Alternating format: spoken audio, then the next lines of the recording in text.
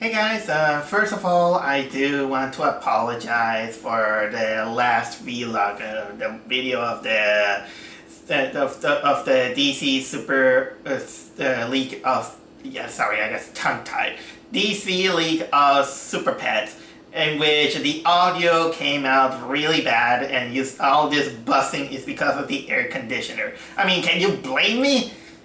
It's hot, and we're going through a heat wave. So I needed to step back, keep fresh. I don't want to pass out while filming. But I'll do my best to keep it off during filming, even though now I'm sweating buckets, as you can see. Oof. Okay, now, what am I supposed to be talking about now? Oh yeah, Bullet Train.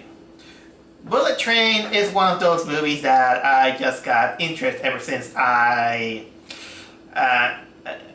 saw the trailer, because first of all, you know that I am a bit of a Japanophile. Not in the sense that you call them weeaboo or something like that. And you can tell that I had experience with bullet trains because I went to Japan, I ride on those. The one that I rode wasn't exactly as rich or luxurious as the one you see in the movie, because I don't remember Japan being so much into neon lights unless you go to certain areas, like this district in Shibuya, which is kind of like the red district. This is the kind of like the closest thing I've seen. Lots of neon lights and all these things. But either way, I was really anticipating Bullet Train, to the point that I seen it and I am talking about it. Not much, not less. I will give you exactly what are my thoughts about Bullet Train after I seen it. And I will say this, that personally I like it. But you know what? I can see why some people are not exactly fond of this one. I've seen some reviews here. For example, IMDb, how much they put it on the score. Okay, they put it 7.5 over 10. That's good enough, at least. I could consider this kind of like a B or B plus movie, if you get my drift. But the reason I like this movie mostly because I did myself something that not many can do, which is mostly just pay attention to the movie, get engrossed into it, and without thinking too much. Because for a 2-hour long movie, many people cannot get the feeling that they can endure it, and how can I say it? Not many people can resist a 2-hour movie, let alone 3 hours. Because I understand it's too much. You get too much information and you get tired. This is basically the biggest problem that these kind of movies have. And this one, it has so much material in it that is crammed, in which luckily it does reward you in the end. But you have to sit through many elements in which you will either get confused or you get lost. So I cannot with a straight face say that is a bad movie, or that is straight up a good movie. It will only depend on how you could take it.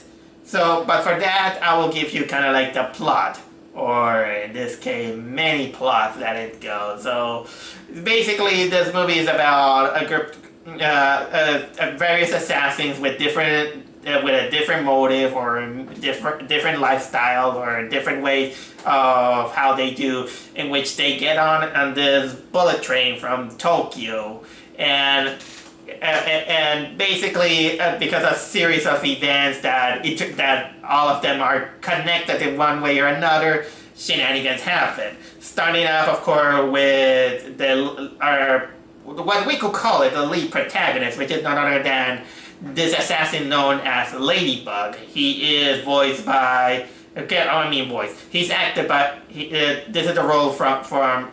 He's played by Brad Pitt, and basically he's kind of like this ex-assassin who say that no, I do my job, but then he gets a call from Sandra Bullock, and Sandra Bullock say that okay, I have one more mission. Pick up the gun. No, I'm not gonna pick up the gun. Okay, your choice. You just have to go inside, find a briefcase, and take it and leave. And well, he tries that, but unfortunately, he is almost like. He has also the tendency that he has a rotten luck. Every time he goes there, a series of events of bad luck happen in front of him. And little that he knows is that in the train, there are other assassins. For example, there are these, well, so-called twin brothers called Tangerine and Lemon, played by Aaron Taylor Johnson and Brian Tyree Henry, in which basically they're just there, kind of technically protecting a guy that I didn't pay attention, and they are the owners of the briefcase that has money in it, in which both they argue each other. The lemon guy has kind of like this obsession of comparing people with Thomas the Tank Engine characters. For example, he finds someone bad, he just says that you're a diesel. You are a diesel because you're annoying and you're cranky all the time. What else there is? There's also this girl accompanied with another guy. The girl is she's known as Prince. And she is played by Joy King, and which basically is kind of like this sadistic assassin who also has her motivation, but she's so manipulative because since she looks so young, she can dress up as a high school girl and nobody will know better. She basically wants the briefcase because the briefcase has some money that the guy that she is watching is none other than the father of a child that the prince pushed it off a rooftop, and now the kid is in the hospital, and of course this kid is being held hostage by some assassins from this big guy who is known as the White Death. And well, the White Death is this kind of like this Russian guy who betrayed the Yakuza clan, and some plot goes in it, and I failed to mention that also in the train we also see get on this Mexican guy who is known as the Wolf. We get kind of like a backstory of him that he raised into the ranks of the Mexican mafia, and then he gets married. Only then his wedding gets crashed by someone who apparently poisoned everybody, even his own wife, and he thinks that the killer is inside that train. And there's also mentioned there's another assassin who don't know who it is, who is known as the Hornet, in which basically this assassin is also in the train smuggling this snake that has a lethal poisoning. And let me tell you, this is a whole spaghetti of things happening. And sorry if I'm being incoherent. I am so sorry. So sorry. It's so incoherent that because there's so much stuff happening that the whole movie is a jigsaw puzzle in which you have to know, okay, how do you connect this thing? The guy is this thing because he was in that thing, that thing. It's kind of like it wants to make you play detective than being a detective. Like, this is the whole thing. I can't even know if this is a detective noir or just a movie about assassins who just got on a train. That's it. That's the best way I can describe this, and it could take me to talk about this movie. I should need kind of like a script or somebody else to talk about it coherently. Oh my god. So anyway, but basically, yeah, it's just a group of assassins with their own motives. They get on a train, and that's it, and shenanigans happen. Let's go a little bit of the acting. The acting is pretty fine, I will say. It's actually going good, and not although some of them give out some weird accents, but it's fine. Not much I have to say. Brad Pitt it does very well in his job. Joy King, I know that she is kind of like a hit or miss.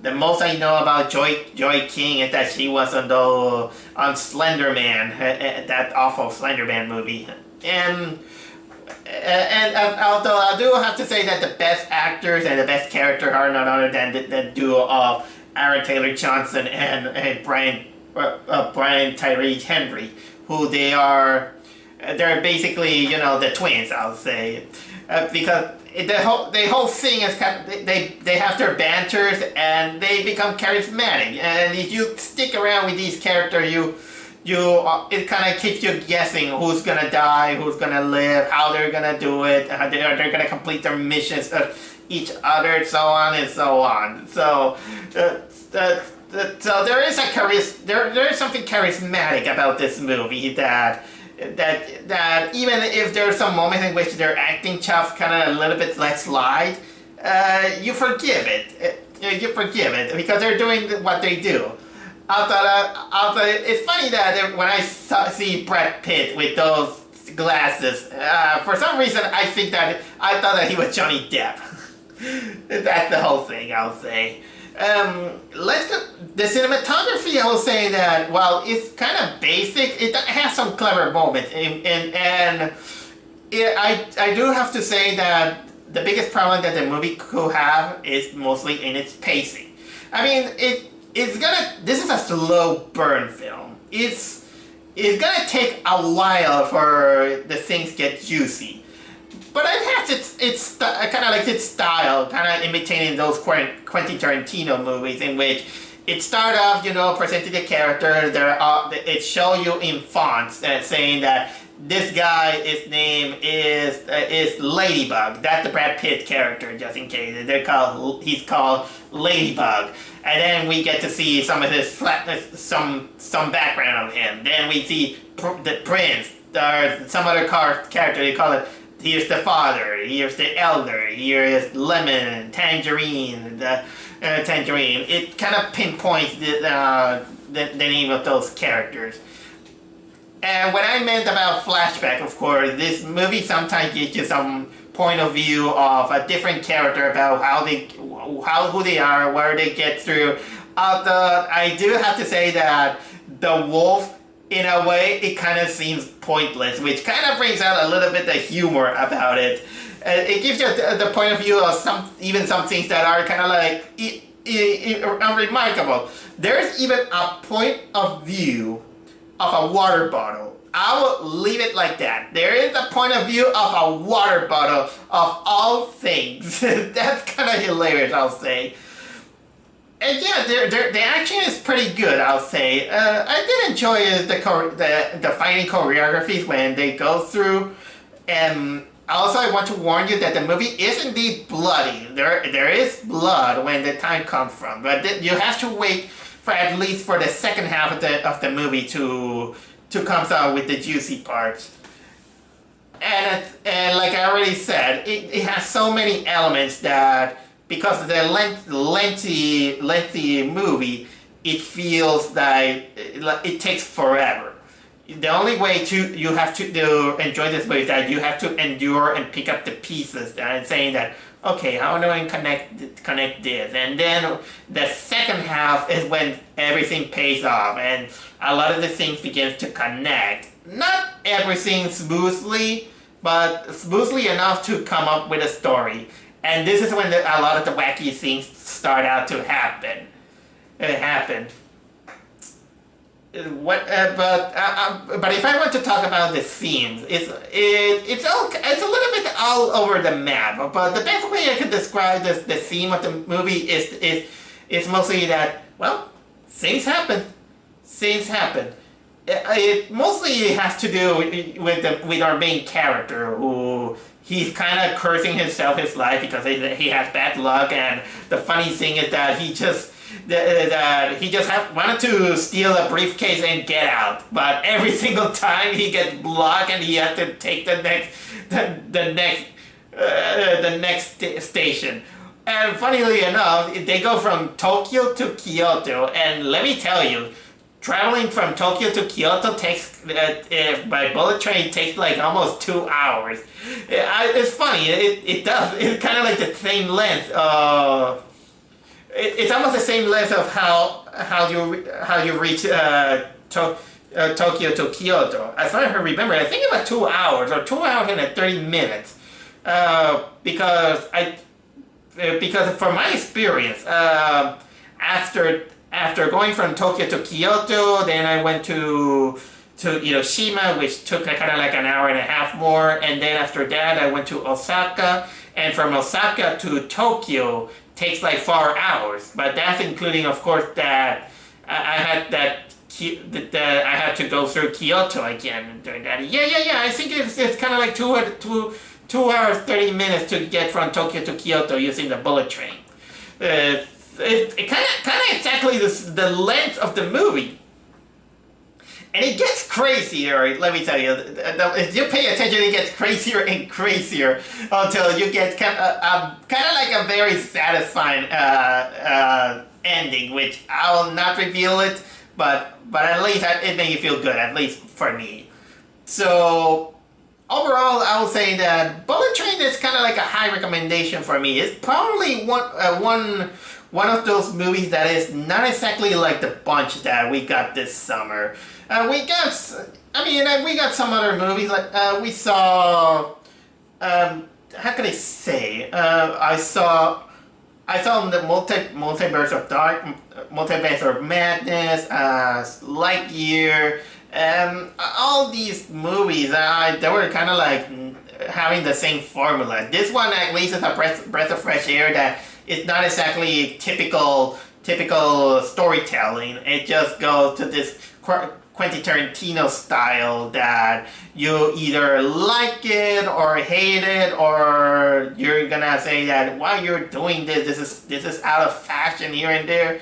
And since I don't watch mostly these kind of movies, it felt a little bit fresh to me, so much that this is why I felt it forgiven. The closest thing to that is actually The Bad Guys. But either way, I like the ride. I did like the ride on that bullet train. So with that said, ciao everyone.